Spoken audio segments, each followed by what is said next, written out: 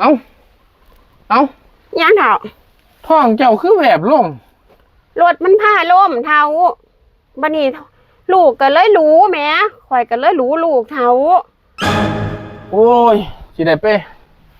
หาเงินหาค่ำนั่นนี่เงินมันสิบ่พอคลอดลูกนี่แม่เท้าลูกเฮากำลังได้2 เดือนนึงดอกเท้ายังมีเวลาอีกหลายเดือนอยู่ก็หามาเตรียมไว้นี่ล่ะว่าสิไปจัก2-3 เดือนก็สิลบมาจะทาข่อยได้อยู่บ่ทาได้อยู่ข่อยบ่เป็นหยังดอกข่อยแข็งแรงอยู่เท้าจะไปจะบ่ต้องเฝ้ามาก็ได้ไว้ให้ข่อย8 เดือนก่อนจังจะมาเด้อเดี๋ยวข่อยสิโทรหาอยู่เรื่อยเด้อเจ้าไปเฮ็ดงานเด้เจ้าอย่าสิไปซ่อมแซมหญิงอื่นเด้เฒ่าเจ้าให้เฮ็ดคือเห็นเด้นี่ลูกในท้องเห็นลูกในท้องนั่นล่ะจังว่าข่อยสิไปหาเงินเจ้าอย่าไปผบ่ไผแว่เด้อเฒ่ามันสิหาเงินบ่หมานมาจะไปส่งข่อยในที่ละปะไปโอ้ยเท้าโอ้ยเท้ามาแล้วว่ะท้องใหญ่เจ้าคือหิวน้ำหิวในนี่โอ้ยมันสิอันนี้ลูกเด้นี่เป็นหยังดองเท้าคือเฮ็ดของหนักแท้ข่อยก็ดูแลหาเจ้านั่นล่ะงัวควายนี่ข่อยก็เบิ่งหาเจ้าโอ้ยไปเศร้าเมื่อยก่อนไปเถียงพุ่นไปเถียงบ่เท้าจะเป็นจังได๋หมานอยู่บ่เท้าหมานบ่ไปหาเงินหาค้ำเป็นจังได๋เอายังเท้าท้องเจ้าคือแบบลง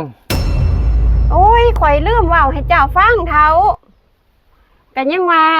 ข่อยออกไปซื้อของอยู่ร้านค้าพ่อใหญ่ข้างบ้านนั่นเราให้ข่อยนั่นซ้อนรถไปน้ำเล่าไปร้านค้านั่นบัดนี้ฝนมันตกรถมันมืนแม่ล่ะ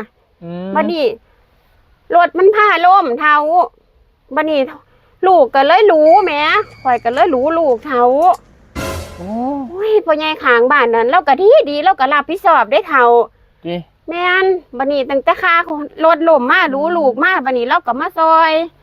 เฮ็ดซอยอยู่ซอยกินข่อยอยู่นี่ล่ะซุมื้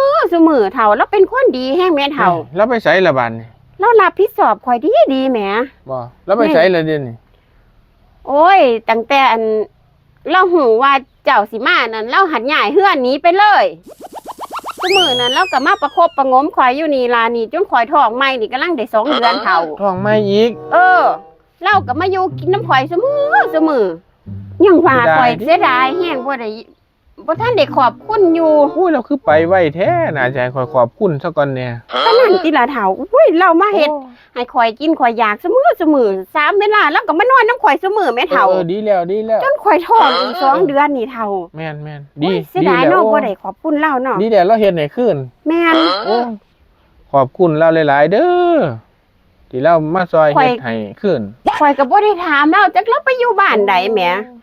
เราจะไปหยังแม่เฒ่าแล้วหูว่าเจ้าสิมาแล้วเราก็บ่ได้มาหาข่อยเลยตั้งแต่มื้อนั้นแหมโอ้เสียดายเด้บ่ได้ขอไปอ่อนหลอดเลยขอบคุณเจ้าโอ้ยมันสิเป็นอีกคือเก่านั่นโอ้ยขอบคุณหลายๆเด้ออ้ายเอ้ย